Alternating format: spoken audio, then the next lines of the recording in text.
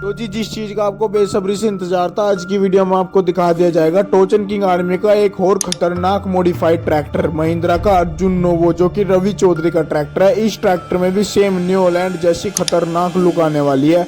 आगे double double tyre और पीछे 710 नंबर खतरनाक मॉडिफाइड टायर। इस ट्रैक्टर की फाइनल लुक देखने से पहले वीडियो को लाइक कर चैनल को सब्सक्राइब करना तो बनता ही है दोस्तों, क्योंकि इन सब चीज़ों में बहुत ज़्यादा मेहनत लगती है। तो ये है भाई अपने रवि चौधरी के ट्रैक्टर की खतरनाक फाइनल लुक। कैसी लग रही है कमेंट जरूर करना।